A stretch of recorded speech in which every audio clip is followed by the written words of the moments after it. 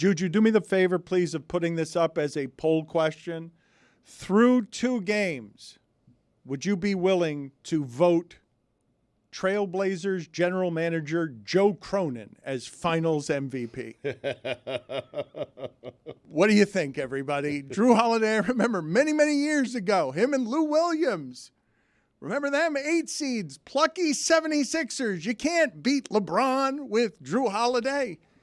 Drew Holiday is going to have another championship after Amin El-Hassan, our basketball expert at Meadowlark Media, called him a corpse. After he considered retirement.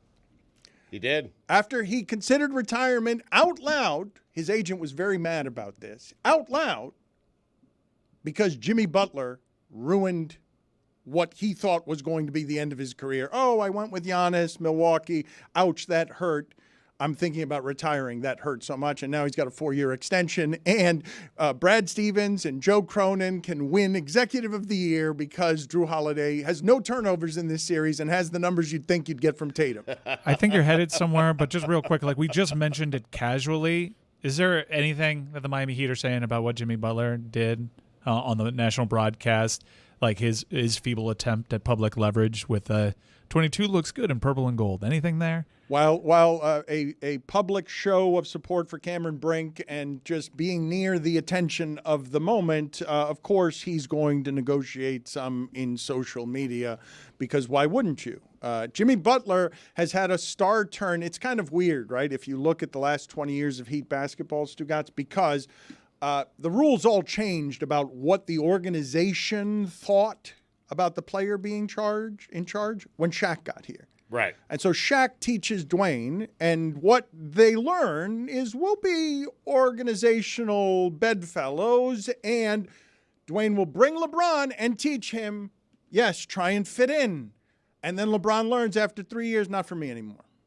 I don't want to do it that way anymore. I want to be in charge of all the things. I think I can do it on my own. And then seals his legacy by going to Cleveland and doing it again.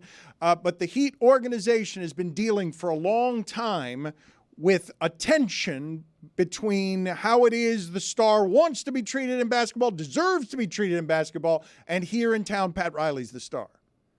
And it's been something that has been dirty at the end with Shaq because he left here unhappy when it broke apart. But Shaq brought it with him his own PR people, his own teams. He showed up for things when he wanted to. Giant star, bigger than the organization. It becomes a wrestling match. Dwayne Wade, 20 years, but at the end gets hurt, is a pillar for 20 years of I'll do what you want. I'll do what you want. It was ugly with LeBron as well. Well, when you leave and you're a giant star and you want to break free of the shackles of whatever Tom Brady broke free of under Belichick. Well, no, man, like I'm a star. Do you see that when people come to Miami, Bad Boys opens huge this weekend. Will Smith, total comeback tour, has been promoting the hell out of it. Bad Boys, when they come to Miami, who do they get? It's not Pat Riley. It's Jimmy Butler in the Hulu ads, in the commercials, dating the starlets, being very good at being in front of people as a star, riding a horse through Miami. Be odd if Riley was doing that, though. No, but you're correct. But you understand what I'm saying when you talk about organization versus player. Now, at the end of the social media age, whatever Jimmy Butler is at 35 in terms of having pop cultural collateral, that sport breeds stars. The stars are worth $78 billion in streaming money because that sport, since Magic and Bird, has done a great job of making stars. Pat Riley coached Magic, coached against Bird, tries to hold the star accountable. This star shows up at media day in costumes. This star misses games, and I come to learn, Jimmy Butler makes $500,000 to $600,000 a game that he's missing. The reason that I'm coming to learn that is because they're noticing in the Heat organization that it costs $500,000 to get your diva on the stage. I think this star is different, though, as opposed to Shaq and LeBron, where they came here. The Heat needed those guys. Those guys were stars before they got here and would have been stars wherever it is the they Heat decided needed to Jimmy go. Butler when they got him. No, they really needed him. No, I understand that. Whether it's true or not, the Heat could make a claim, hey, Jimmy, you were not this kind of star until you got here. Yes, but we helped turn you into this kind of star. Belichick can make the same claim on Brady. True. And then Brady goes somewhere else, and look at how – I mean, look, at the top of sports and ego, you think Jimmy Butler doesn't think he'd be here beating these Celtics? Yep. Beating these Celtics. You don't think Jimmy Butler thinks that if he was healthy, you don't think the Celtics would have had an actual test by now if Jimmy Butler had been healthy? Well, that's at the heart of Pat Riley taking a shot at him in his postseason wrap-up presser. And then it was a quiet couple of weeks, and you thought, like, okay, well, maybe there's not much there. Jimmy took the criticism in stride, but this was Jimmy's first attempt to, like, okay, I heard your shot at me. I'm going to go and do something in the public space to make you feel some pressure. It's going to be fun and funny, and the dollars are what they are, and his age is what it is. And I'm guessing that whatever they want to do with him, they've already decided what it is. I don't know that. I've not asked the questions, but I'm assuming that whatever it is that they have as a plan for Jimmy Butler and Tyler Hero is already in motion. Because what you saw, when I said Boston closed Miami's window as we know it, you can't come back with Tyler Hero. Like, you've got to start trading some of these pieces. You got to see if Jaime Jaquez and Duncan Robinson, if you're indeed going forth with Jimmy Butler, if it's not going to be, okay, we're going to do Donovan Mitchell now and some other permutation, see if we get a couple of years younger at that position. You brought up a very interesting point, because you have to ask yourself that question. Has Boston shut the window on everyone? Because it feels like this thing is just getting started. Everybody For me, it does. Okay, but everybody got hurt. I'm saying they shut the window just because over the last 5 years at the top of the conference, it's been these two teams. I dared to say with Jayson Tatum that his most memorable play as a Celtic is getting blocked at the rim by Bam Adebayo. People quibble with that. They say he had a Game 7 dunk against LeBron. Point stands, the top of the sport has been Jimmy Butler and Jayson Tatum for 5 years, or the top of the Eastern Conference. And Miami did something. I remind you, when the Knicks ended the Heat incarnation of Zoe and everybody else, it was an 8 beating a 1, and it was over. It was like, that's it. The Celtics, Stugotz, said, Marcus Smart, you got to get out of here. This isn't good enough. This isn't going to beat Jimmy Butler. As an 8 seed, as a 1 seed, you got to get out of here. Jaylen Brown and Tatum have to grow up. Who are we going to get? A veteran, Drew Holiday. Not going to be at all like Marcus Smart. Not going to be a lot of dumb three-pointers. He's going to be somebody who wins a game too, because he's been there before. Porzingis is a 3 or a 4. Are you kidding me? Okay, we're going to change the way that everyone gets stretched because the 7'4" guy can hit the shot from 30 feet. The Heat made them, when you consider Danny Ainge and Pat Riley fighting in the 80s with the Celtics and the Lakers, then fighting when Danny Ainge was an executive, gets replaced by Brad Stevens. Pat Riley is telling his spokesperson, go to say out loud in public to Danny Ainge, Boston, off Danny Ainge. Because hates Boston like that. For the last 5 years, Stugotz, it's been these two teams. And I don't think as we sit here, because we all know Jimmy Butler aged, he's obviously aging, that the Celtics got great because Jimmy Butler made them. He forced them to, fighting at the top of the conference. They had to change everything. Marcus Smart with his green hair, do you know how much that city loved that dude? Loved that dude. Charlotte's still whimpering around here about that's the heart and soul of our team, and the moment they get rid of him. It was so sad to see him go as a Heat fan. Right? So sad.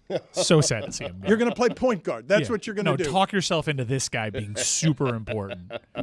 Forever. Please. And I think, I hope, it seems as though, and I have faith in, that Pat got the message. Like, okay, you can only endure so many off seasons of guys taking your lunch money, and the Boston Celtics are in this position in large part due to how aggressive they were. You were in on Drew Holiday, but you burned that bridge with Portland. They took advantage. You weren't able to get Damian Lillard. The Milwaukee Bucks were able to get Damian Lillard. So I do hope that Pat Riley decides, okay, we're not going to stand pat anymore. We're going to make an aggressive move. The Heat did think they were going to be able to get in on Holiday after Lillard collapsed. That's reflective of the overall bravado that they approached that entire Portland experience with. I think that's Mike's problem, though, is Riley used to get in on all these guys and used to get all these guys, and he no longer is. Yeah, not to rehash it, but you were just going down the Drew Holiday point, and I'm like, I can't think of Drew Holiday without another Miami Heat strikeout, and then Jimmy just opens the door to, oh, actually, maybe it's not all peaceful. Maybe I wasn't just being quiet, and that meant we agreed. I just didn't have a microphone near my mouth at the time. Stugotz, you did say, and this part, to me, it's always interesting, right? We really enjoyed it when it was Belichick and Brady. Who's responsible for whose success? But when you say Jimmy Butler was never this before he got to Miami, and that Jimmy Butler should be grateful for that. And I counter with Jimmy Butler and his agent saying, do you know the mess you guys were in with Dion Waiters and Hassan Whiteside and what was going to be the end of Riley's career when you didn't have assets and I was the free agent who chose you, bailed you out for the last 5 years? Like, it's been it's been a marriage of mutual benefits that has really been great. But third place isn't good enough. Fourth place isn't good enough. Being the fourth best of your era doesn't get remembered in any way. This is nothing like the Patriots and Tom Brady. Right. Like, I'm sorry, Jimmy Butler is not Tom Brady. It's more like... and, like, the Heat are not this dominant force at the top of the East. They went on a miraculous run last postseason, and that finals was not close. I don't think anyone thought they were going to win the championship. He's been to 2 finals, and we all questioned whether or not he could be the best guy in a team that goes to the NBA Finals. I'm just comparing it to LeBron and Shaq when they got here. Like, Jimmy needed the Heat needed Jimmy. I understand that. LeBron and Shaq did not need the Heat. Billy does bring up a good point. It's a lot closer to Marv Levy and Jim Kelly. Fair enough. I'm saying we just love this stuff, and it's Miami's version. So, of course, nothing's going to compare to Brady and Belichick, but you've got two stars struggling over the power on leverage and money when they're both trying to decide who gets credit for the other. And meanwhile, the best one is Spo. The whole lot. Right. It's Spo. Yeah.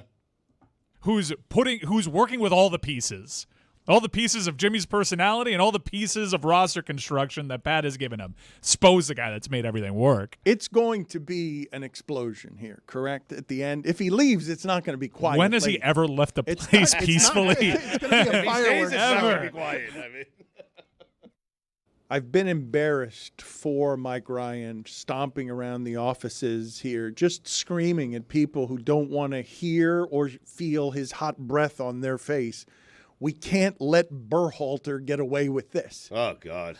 He's just breathing hot fumes all over everyone. Billy, have you caught any of this shrapnel of him just yelling at everybody about Berhalter? Not yet. That's a soccer person, right? Yeah. What's Berhalter up to? Greg Berhalter, who has managed 70 games, I think, for the U.S. men's national team. This is not a new experiment after having a really ugly situation play out in front of everybody's eyes last World Cup with Gio Reyna. His contract runs out, and you think, okay, well, that's that. That's the end of the Greg Berhalter experience. He's brought back after all that drama. And Greg Berhalter and the U.S. men's national team lose to Colombia 5-1 in a friendly. Colombia looked good, Mike. Colombia has been, I will give Colombia credit. They're unbeaten in 22 straight. Colombia, from a talent perspective, is not as good as the United States of America is. And that may come as a surprise to you. This was the first starting 11 ever in U.S. men's soccer history where you fielded a starting 11 from all of Europe's top 5 leagues. It was celebrated as, look at us, we finally arrived, this is such talent, and Colombia is still counting on James Rodriguez. There is a talent disparity there. And to lose 5-1 is a huge embarrassment. But it was wholly predictable if you were following this. Now, you guys know I am not a Greg Berhalter guy. You've been yelling about Berhalter for several years, and in my lifetime, the United States has never been more talented than Colombia. That's a recent phenomenon, and very recent. Yeah, I just don't like the way that Greg Berhalter approaches the game. I think it's egotistical. I think that it doesn't play into what has worked for the U.S. in the past. Generally, I think when you have an international program, you really have to apply the principles of defense. You don't have these guys in for a long time in your camp to try to replicate some great ball possession. He tries to display an attacking mindset, that of like Barcelona, like we'll control the midfield, and that's great if you're beating the likes of Jamaica 7-0, but you're not. You hate him. I hate him. I do. Just get to it. I do hate Greg Berhalter, and this is a missed opportunity. And the reason why I'm making such a stink about Greg Berhalter in the bullpen area is because we need to hold this program accountable. We're hosting the World Cup in 2026. We have, as I just identified, a really talented roster. If it's going to happen for us, it needs to happen when we're host nation. If you want a really deep, memorable run that can make this a true sport that is followed, they're ruining it all. They're throwing it all away. You wanted momentum. You've wanted this. But the problem is I want it and you don't. You don't even want to talk about it. Right. You want to ignore it. You just want to tune in 2026 and expect results. Right? You just want to walk around and say you hate Berhalter. This is a practice game. This is a practice game, and they have another practice game. Okay, but you're going to be like, it doesn't matter. Exactly right. What are you talking about? They're going into the Copa America later this month. And what's that? It is now they are invited to participate in a Copa America, which is usually essentially a World Cup, but just for South America. Invite only. And now it is combined between CONCACAF and South America. And the United States is going to go into that first game against Bolivia. And if you haven't been watching Bolivia, I don't blame you, but Bolivia can control possession. You don't want to go into that game against Uruguay wanting a result. All right. I'm boring you all? No.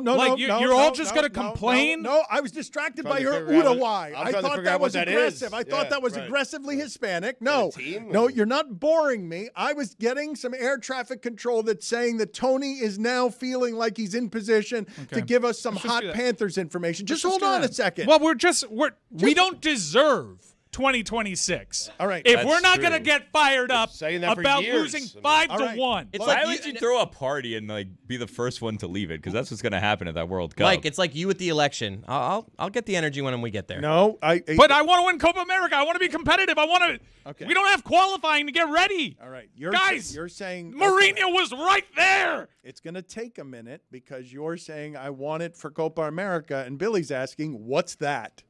Yeah. That old song and dance. It's the South American World Cup that we're now part of. Tony is out on the streets. He is filled with all sorts of Panthers euphoria because the Florida Panthers are in the Stanley Cup final. Tony, what's the latest? Dan, latest is the city is buzzing. People were talking Panthers as I was walking by. They are super excited. We're trying to find some people to talk on the mic. That's there. Sir, you watched watched the Panthers game?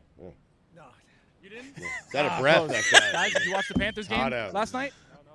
You didn't? Okay. Ask about Copa America. Panthers suitcase. What a game, right? Sorry, I don't speak English. That's in English. That's English. I think you have to specify Florida Panthers.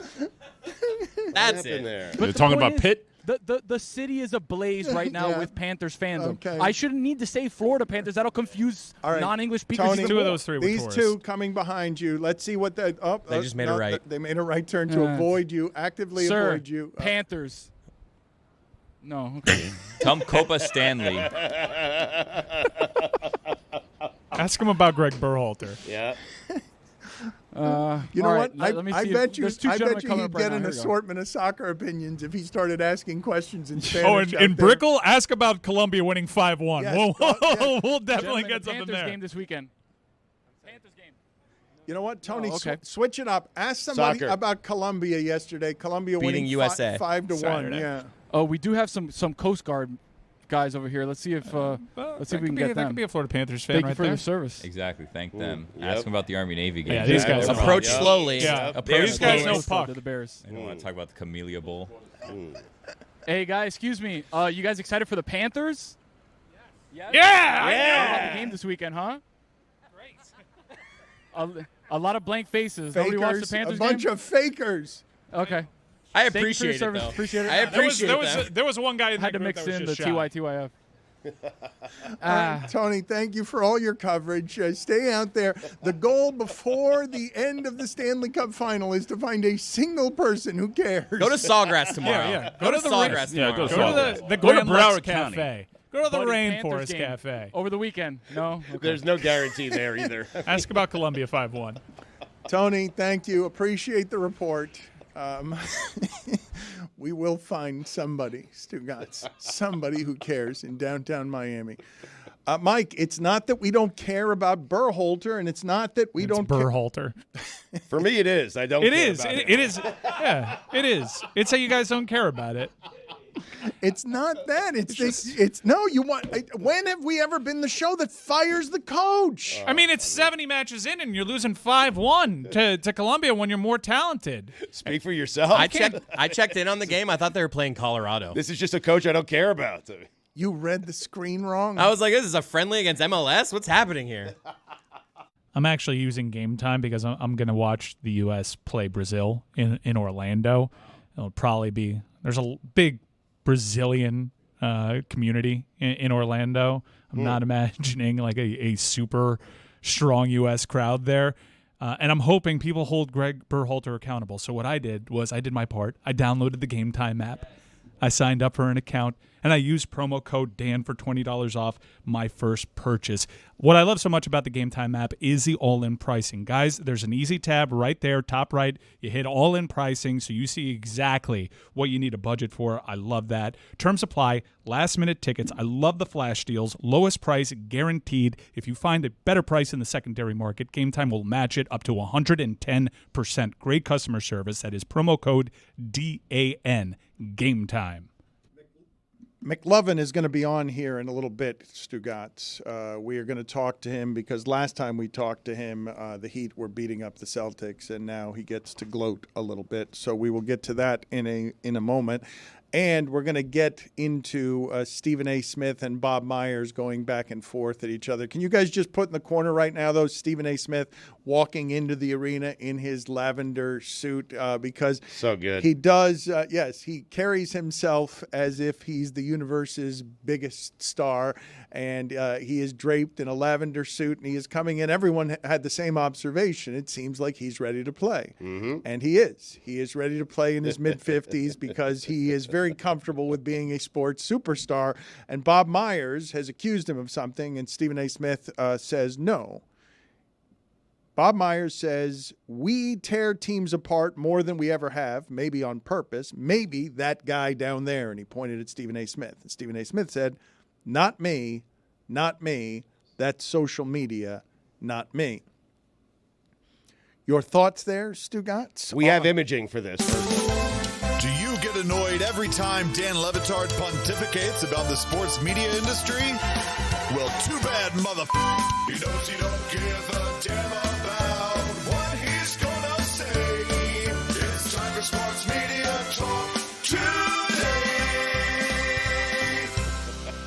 I was asking you, though. I don't know why it is that I don't know why Bob Myers is getting on Stephen A. Smith or getting on anyone about breaking up teams. That's what we do. No one really wants to talk about the winners. We want to talk about the losers. We want to talk about the teams that can't get it done. You want to see Jayson Tatum do something. It's not good enough that Jayson Tatum just wins 4 straight games and does so averaging 20 points a game. Not good enough for you. You want to see Jayson Tatum have to do something late in the game, on the road, in a big spot, because you feel like that will validate Jayson Tatum as a player. We don't focus on the positives. We never have. We never will. We're the sports media. We fire coaches. We break up teams. And Stephen A. Smith, if you're not going to take that as some sort of badge, I am. Because that's what we do, and we do it better than anyone. I don't want to hear about it from Bob Myers. What do I care what Bob Myers has to say about anything?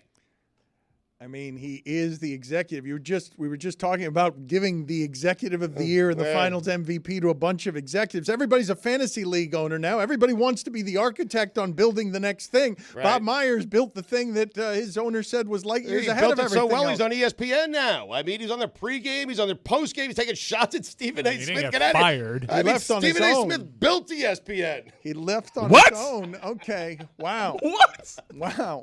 Stugotz. I mean, Boomer, all those guys. Okay. Stugotz is just, he's very engaged today. Can you imagine Stephen A. denying that he tears teams down, though? Well, I thought Stugotz would just like to talk about how Stephen A. walks into the arena, because you do understand there's never been anything like this in the history of sports media. It's never existed before. You do understand that, right? How is he limping more than Luka? The other star I wanted to get to this weekend, Stugotz, because this was fairly amazing to watch. If a pop culture moment unlike any other Will Smith slaps Chris Rock, creates a million think pieces, and ruins a night for Serena Williams and Venus Williams that was supposed to be about Hollywood being woker after George Floyd and finally rewarding some people who are diverse. Will Smith ruined his own night. ruined his night, Right. ruined the night for the Williams family, though, that was there to celebrate. Now, keep in mind, Stugotz, the Williams sisters are as unique a story as ever been told in sports, to come from the same womb and dominate the sport. It's crazy. Out of Compton, Yeah. and their father overran the country club, and they were racial pioneers. And Will Smith ends up on that night soiling it by slapping Chris Rock. If you had told me what's the way back, marketing team, because you have to understand, Will Smith, Stugotz, is as big a movie star as there's been. 8 consecutive $100 million movies. Nobody's done that before. Like, whatever you want to say about movie stardom, this guy was it at making giant hits. I think I read 15 number one box office hits. It's absurd. We don't even make movie stars like this anymore. And as the box office suffers, Fury Road breaks at $30 million. If you had told me the marketing machine behind Will Smith, and man, it's a machine, Stugotz. The press he was doing last week was kind of like Seinfeldian for Netflix and that Pop-Tart movie where you're like, Will Smith's everywhere telling you, I'm back now, but I'm not talking about that. I'm coming back, and I'm not going to be. I experienced it awkwardly. Because like we're trying to move past it and pretend like it didn't happen, and that whole thing was just so bizarre. I can't really get over it. All of it's super weird. And would he make his way back? And how do you make it back? Like, this is a guy. I remember Bill Simmons wrote a great piece many years ago talking about like the formula to how Will Smith became a movie star. Do it with gadgets and aliens and giant spiders and whatever. And you could see the choices that he made to go from the uncommon story of rapper, television star, biggest movie star in the world. How do you come back from an incident where we're all like, you've been playing make-believe for 30 years. We feel like we know you. We like you. What was that? Like, where did that come from, movie star? We thought we buy your movies.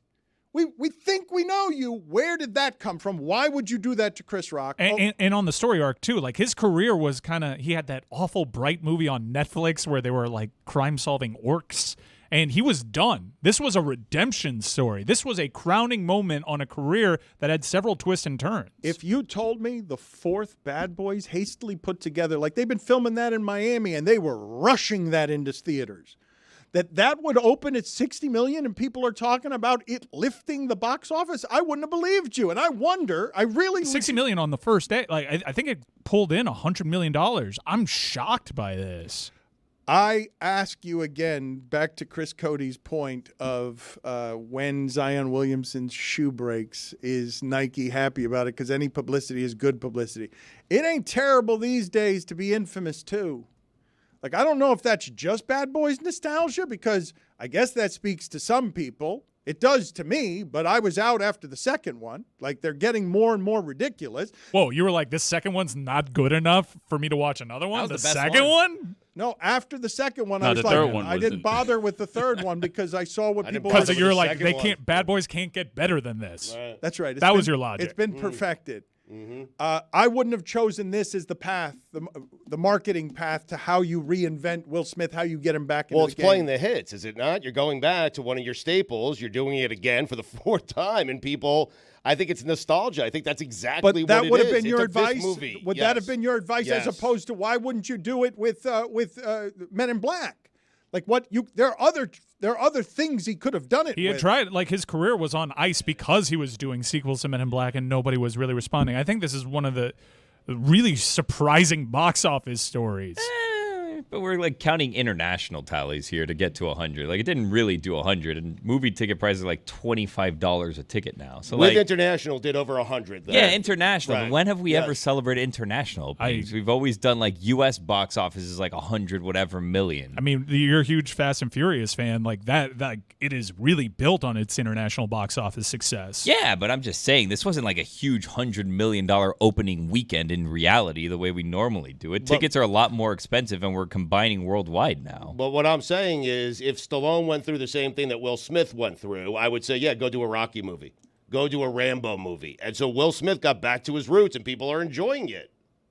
That's what saved him. It's what saved his career. Yeah, I think there's more to it. I don't know if it's the slap. I'm not really sure how this struck. We've always been doing worldwide box office, by the way, but he had been doing that. Let me go back to Rocky. Let me go back to these franchises, and people were out on him. You have to understand, Stugotz, whether you want to parse the numbers or not. We talked last week about movie theaters are dying. 60 million in theaters, whether it's a lot less than it used to be, is still a giant number for something that's not anything other than Will Smith's comeback nostalgia tour. Like it's not one of when Fury Road, which has I would assume Fury Road's budget is much larger than whatever it is that Bad Boys' budget is. You just have to pay for your stars and 2 months of filming in Miami. Yeah, but it was a $100 million budget, and they made it back in week one. This wasn't a small picture. I thought it was a huge gamble, and you mentioned their marketing strategy. I found it kind of sad. Like they're going to throw first pitch in Marlins game, and they thought they were really amplifying Miami. And I was like, how is this going to resonate? All of this is awkward. And did it ever? Missed that one by a million miles. He's back. My point was to all of you, would you, if you're the marketing team, you have the economy around this person is giant. However he gets back into the game is carefully crafted with him not speaking a word during the publicity about everything, about the thing that people want to talk to him about. How can Martin Lawrence afford that house on a cop's salary? It's an important question. I got a theory is that they're drug cops and they never turn in the right amount of drugs. So that's how he affords the house. Yeah. So Mike Fuentes' theory, if anyone was wondering. It's good that we bring him on the show. I like that. When he used to have a Twitter thread of every movie he watched for the year. He would tweet about it, give his review for the year. Great. But I don't think he's done it the past couple. If I wanted them, on Letterboxd. I'd follow him. Then well, he lost control of his account for a little bit. Someone took it over, and then he had to make a parody account of his own. He added a letter, and then he got regained control. It's a whole thing. Tell us more about Fuentes, please. You don't follow him on Letterboxd? I don't think you want more. Great. Waiting for him to watch Hitman. Please. I mean, in Billy's defense, we were stuck in the mud there. I mean, it felt like it. He was just trying to drag us out. That is the greatest way to do it. I was like, I fancy myself Twitter account. Fancy myself a tow truck. Good. You know what I mean? You stuck in the mud, you call me, I pull you out. Throw me tugboat. anchors. I connect my winch. I'm in the quicksand, and what Billy does is he just starts throwing me a rhino. No, quicksand. You got to stay calm. We went over this with Greg last week. Yeah. Wait for a vine. Fuentes here. He rated Logan from 2017 4.5. Oh, wow. Out of what? 5. That's good. Wow. Billy saved it wouldn't have been my advice to Will Smith. Make another Bad Boys.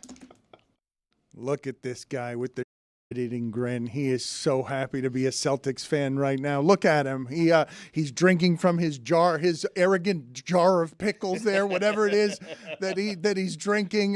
Christopher Mintz-Plasse. The last time we talked to you, McLovin, thank you for being on with us. We were making fun of you because the Heat were great and the Celtics were less great, and now here you are. Eating grin, speaking on your behalf. So go ahead. You're feeling smug today? I mean, we feel great, man. We feel incredible. We're the most hated team for no reason, and we're ripping it up right now, and it feels fantastic. And happy 1-year anniversary to all you guys. Just want to say. Thank you. That's very kind of you. Also, not for no reason. It is. So why do you feel like you're hated unfairly? You could tell me. Someone said not for no reason. Fill me in. Tell me why. Because you stroll into rooms thinking that you guys are hot despite only winning one championship in high definition. In fact, since I've been alive, you've only won one title. Yet I got to hear about some 18th banner because you won about 13 of them when the game wasn't even integrated. I love it. I love it. I can feel the hatred through the Zoom link. I love Congratulations on being on the precipice of catching the Houston Rockets in terms of title prestige in my lifetime. Happy for you. Mike, nothing's going to bother him today. I mean, it just feels like, I want to know who you guys all picked to win the finals, by the way, because I feel like a lot of people picked the Mavs over the Celtics, which is pretty crazy because we won 64 games and we just kind of swept our way through the playoffs, and everyone's like, you got a Mickey Mouse run, you're finally going to face a team that's going to challenge you. Excuse my language, guys. I'm pretty heated. Okay. No, but let it fly. That's fine. And now Luke is hurt. Now we faced a team with two incredible closers, and we're doing our job, man. We're doing our job, and we're doing, yeah. Luka's doing it. upper body is wrapped like Randy Johnson after throwing a complete game. What are you doing? It's another excuse. It's another excuse. When we saw the questionable tag yesterday, we're like, here we go. Here we go. Here it comes. You got to admit, though, like you guys have had lots of lottery tickets over the years. You kept trotting out this core, and you finally got a really nice flat track. You got a lot of luck for this run. Every team's best player being hurt. Luka's out there, which is a change of pace, I guess, from the rest of the run, but it's not even like he's not hurt. Yeah, I mean, he's dropping 30 points and 11 assists and 11 rebounds. Like, the man's healthy. The man's healthy. He's playing incredible. Yep. Kyrie, feels like he's got to step it up a little bit. I think role players play better at home, so the next 2 games for him are going to be really good. But, like, they're fully healthy. We're doing our job, man. Look at him. He's just smug. Look Floating. at him. It's no fun when Boston gets to be smug. I hit him with the best thing that I got. Like, Right. the score wasn't even integrated. I feel like today. Yeah, he wasn't even expecting it. 1080p. There's no touch. I do remember last year when I came on, we had just lost Game 7 to the Heat, and that was pretty brutal. So it feels good to be back here in a winning environment. What do you think of the fact, because Stugotz and I, and Stugotz, I feel like you misrepresented me earlier in the show, as you are wont to do. I'm just saying that from a customer perspective, it's unsatisfying to not watch this play out with close games where I can watch Jayson Tatum be tested. And what I'd prefer, just because I want greatness to be great at the top of I like watching sports and like watching the best be the best. And what I said was, I agree with you. I'd like to see that as well. But Boston fans, they don't care. They just want to get to 4 and hold up the trophy. Correct. And so I understand why Boston would enjoy this and why everyone else would find it a little unsatisfying. I get that. I mean, obviously, I think there's even parts when I'm watching Game 1 or something where I'm checking my phone and I'm like, why are you doing this? You've waited all year for your team to win the championship. And it's not the most thrilling. I get it. I would like, when I'm watching any other series that my team is not in, you want it to be a 1-point game with 30 seconds left, obviously. So I get that. But yeah, I mean, like, what am I supposed to say? Oh, I wish Tatum was shooting 6 for 21 and we were losing by 10 and we had to make a comeback. Like, no, this is perfect for us. But listen, man, I get it. And it's going to be a bummer when we sweep. Well, I said this actually, Stugotz, during the regular season, because Boston was overwhelming teams, winning half their games, always up by 20 points. Yeah, they had 50 games in which they had a 17-point lead this year. I mean, that is correct. Half their games, they led by more than 20. It's a crazy stat. And in other circumstances, I feel like what I was saying would have been obvious to everybody, which is that this Celtics team is better than the one that won the championship. That it's been the margins it's winning by in the modern age, because the three-point shot is worth more. This team has actually been better than that one. But it's hard to argue when that team had Ray Allen and Garnett and Paul Pierce. You're thinking of Hall of Famers, and this one you're asking, hey, Tatum, can you be the second best player on this team statistically or not? It's confusing. Yeah. God, it's really hard to be up 2-0 in a series and want to like dissect Tatum not shooting perfectly. Like it's like he's not doing well, but everybody else is picking up the flack. And we have he's dropping 12 assists, and we shot 6 of 40 from 3, whatever, 6 of 32. If we make 4 more, the guy's going to have 18 assists. You know what I mean? He dished and found a lot of open threes that were missed. So the fact that he's not shooting well, he's facilitating in every other avenue. So it kind of feels like, why are we picking this apart? Why am I picking this apart when we're winning? Right. It's just not the right thing. Because we don't have to. Right? No, but this is why. Yeah. Have you wondered aloud, why is Derek Jones Jr. playing 40 minutes?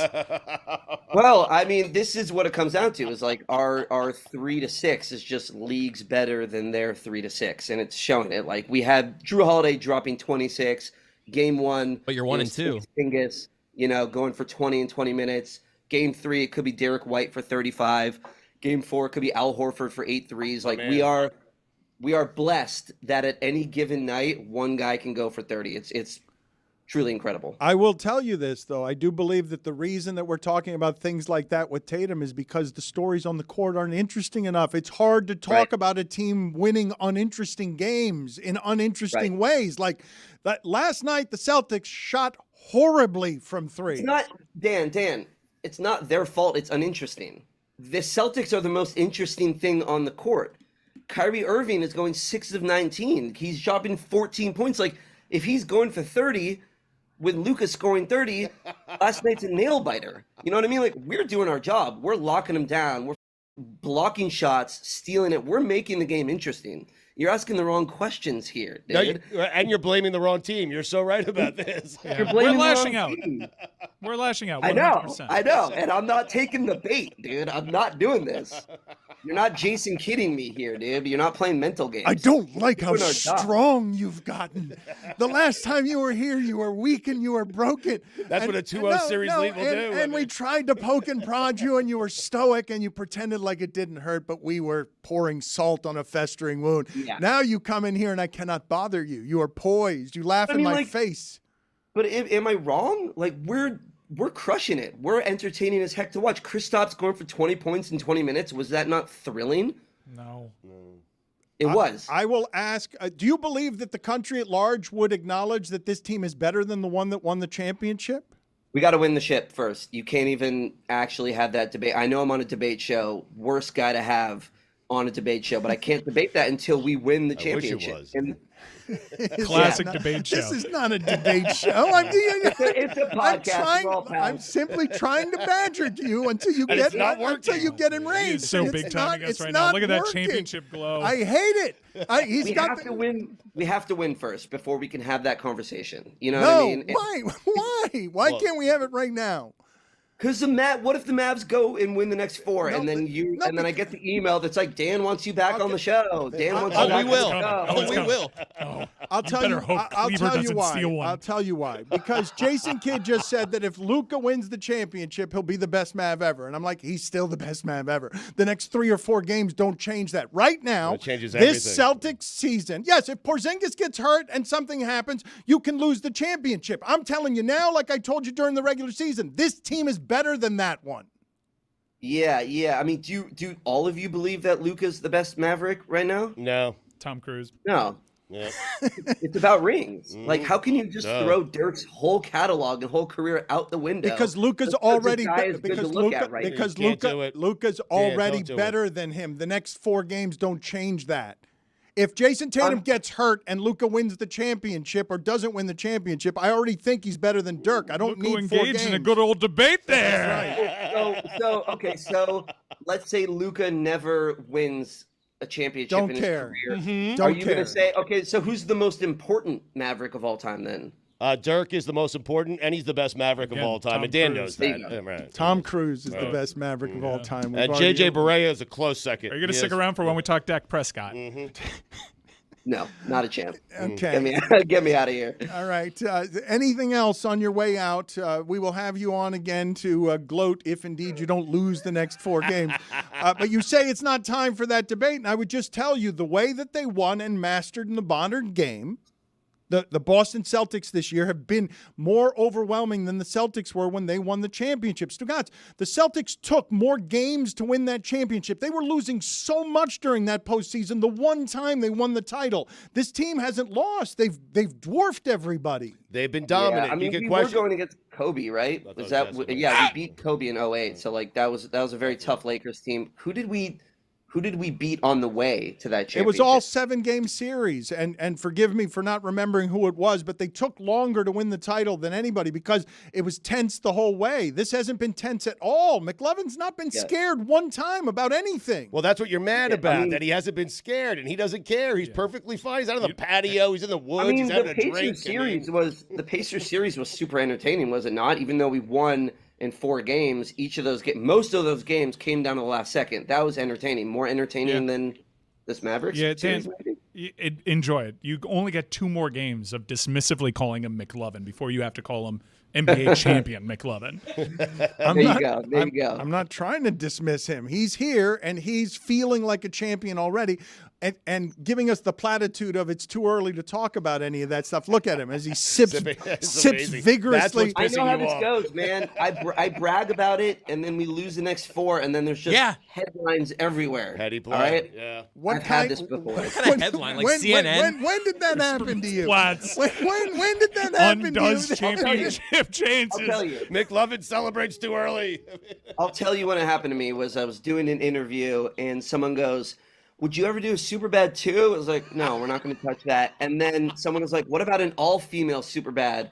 And I was like, sure, that sounds fun. Next day, Christopher Mintz-Plasse, Superbad 2, female version, all over. And it was just like, it's a nightmare. It's a nightmare. Well, that's what I'm trying to bait you into. But you're drinking your fancy Hollywood We're trying drink. to Jason kid you. We're trying to get you to acknowledge that Jaylen Brown is the best player on the team. Who's the best player? Disrupt it. Who's the best player? Who's the best player? Who is the best player? Any given day, it's a different one. Oh, Any given day. This right is the now, veteran it's Drew. experience that we were warned against. I have a question. Have we heard anything about Tingus Pingus's injury yet? Nothing. It could be a hyperextension. Right. Okay. He looks fine. The birds. There's peaceful cartoon birds in the back. Really like it's serenity? You're surrounded by serenity. Where are you? What bliss have you arrived at? Lovely Woodland Hills, California, baby. Deep in the valley. Let me listen. Let's listen to it for a second. They all shut up. Like the CBS morning show. Oh, it's Let's great. just sit around and here's 30 seconds. I have to stay calm because your guys' energy is so stressful. Scaring the birds. You know what I mean? Yeah. I got to surround myself. Mm-hmm. It's Sunday morning. Okay, I'm sorry. I believe that's still a great show, even though it's Jane only Pauley? for 80-year-olds. Yes, where everyone is trumpets? quiet for 30 seconds and we'll just listen to a stream. It's a Sunday morning show. We will listen to Christopher Mintz-Plasse drinking his Hollywood drink and sitting among the birds. Hey, what an honor to hear you say my full name. My real name. Get his What ass. a pleasure. What a pleasure. That's how you get me back on, is keep yelling McLovin at me. Then I'll come back anytime. I'm sorry. You're good, man. You're good. I don't mean it dismissively. Can we? Nobody does. Nobody does. It's all good. It's a sign of love. You know what I mean? Does anyone say CMP? My parents, maybe. Yeah. How do you feel about that? Because I think a lot of people default to McLovin in that they don't want to get your name wrong because it's a bit of a mouthful. No, totally. So you know, I know I can give you a real answer is when it's people on the street, when it's fans, it's really nice and really endearing. When it's people that I've worked with or been in professional settings, it's a little. Well, last time I was on here, we were talking about that reality show that I was on, that Mars show. And Stars the on showrunner Mars. Don't be himself- dismissive. Yeah. It was great. The showrunner himself was like, "Where's McLovin? Where's McLovin?" in the headset, and I was like, "Oh, you're my boss. Like, you're my contemporary here." It's a little off-putting in that situation. But when it's like out in regular life, people who don't know me, it's really sweet. I mean, they love the movie, so it's a sign of respect, I guess. You know. Thank you for handling that with grace. I am sitting in front of you deeply ashamed, and it means you have won, Celtic. You have won in every way. You came here. We tried to wreck your day, and you wrecked ours. Yes, we tried to wreck your day, and you're a graceful winner. You're charming, and you're 2 games away from the championship. Your first title since the invention of smart speakers. Thank you for being on with us. We do appreciate the time. You are 34 years old next week, so let me see here if I can give you a happy birthday here the way that I would if I could see this correctly. Happy birthday to him. I don't care. Good luck. That is Stephen A. Smith. I hope you enjoyed him walking into the arena the other day in a lavender suit. I love it. He's my fashion icon. Thank you, sir. We appreciate it. Appreciate it, guys. Thank you. I was actually guilty of thinking that you celebrated your birthday last week because it got aggregated a bunch that McLovin's fake ID turned 40 last week.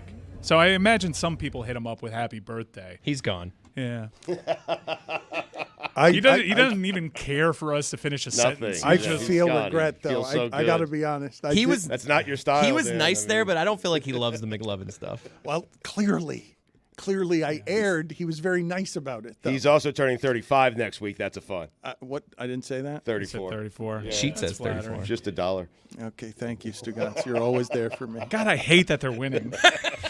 It sucks so bad.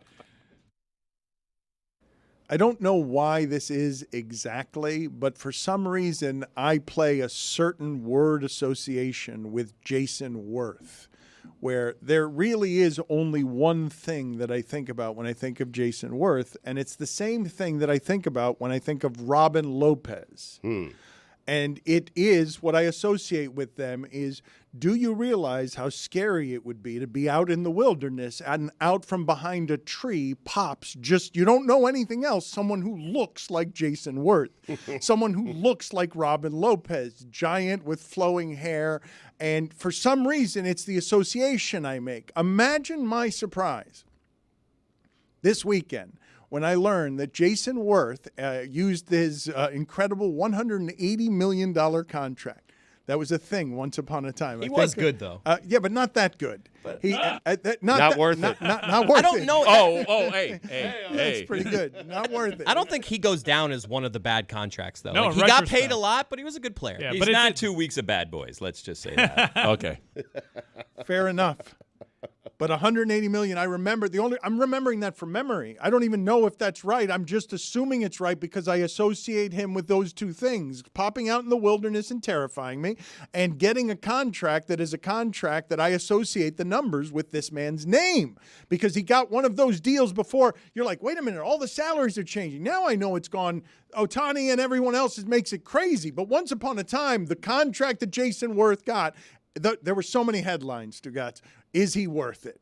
Yes. Because it was a monster deal. For him to now be a horse racing champion when that sport is super expensive and super competitive to get to the top of, I can't believe that he has a horse that won the Belmont. It was 7 years, $126 million for Jayson Werth. Okay, so forgive me. I was $60 million off. But I do associate him with money. And now horse racing is super expensive. And it's hard to win, and he looks exactly the way that he did in his playing career. I'm happy for him. We talked to him in Tahoe last year, and it's great. quite frankly a top 5 interview I've ever had in my career. I loved our time with him. He's truly bizarre. Yeah. And I saw that video. I was like, I had no idea you were doing this. I'm so happy for you. He's in the Washington Nationals Ring of Honor. He lived up to it. Well, but the contract he signed was to leave there, was it not? It was to go to Philadelphia, was it not? Or he No, just the other signed way that around, in I Washington? No, the other way around. He had the Okay. years in Philly. National signed him 7 years, 126. And then Anthony Rendon would get twice that for leaving the Nationals and going to the Anaheim Angels, because the salaries in that sport exploded so much that Hal Steinbrenner now says, I can't afford to be the owner of the Yankees He should anymore. be ashamed of himself. I mean, I'm serious. Ohtani jerseys at a Yankee game. I wanted to ask you guys something here before we get out of here, because I'm watching on television here one of the things, Stugotz, that I've really enjoyed, which is Paul Pierce becoming a full professional wrestling troll. He is right now on Undisputed wearing a giant chain. Was this what he was wearing last night at the game as well? He is celebrating his Celtics fandom. It hurts, Stugotz, locally to watch this team, the Boston Celtics, that we've been able to mock because their history is so ancient. The one championship that they won got Paul Pierce a career in media, Kendrick Perkins a career in media, Kevin Garnett working Uncut Gems, Doc Rivers job after job after job because they deigned to win one for Boston. And that still means something. Paul Pierce has gone full professional wrestling heel as a sports media member. He's wearing sunglasses and a giant chain sitting between Keyshawn Johnson and the end of Skip Bayless's career. It's not Skip, just the end of his career. It's not. I'm sorry. I mean, how much longer can it possibly be going? It's pushing 80, Andy. Well, but it's not. I don't mean to laugh. It's funny, man. I tried to stay in character there, but it has to be. Look. You saw how Stephen A. strutted into the stadium. You saw. Come on. And Skip broke apart from that, and now look at what he's doing with Paul Pierce. This looks fun, in his defense. Not when only 50,000 people are watching. Jayson Werth never had 100 RBIs in a season. Not worth it. Stugotz, you already made that joke. But never had 100 RBIs. It got a good reaction the first time. I mean, he wasn't good enough to merit that contract. But he was a great interview, according to Mike Ryan. That concludes our horse racing coverage.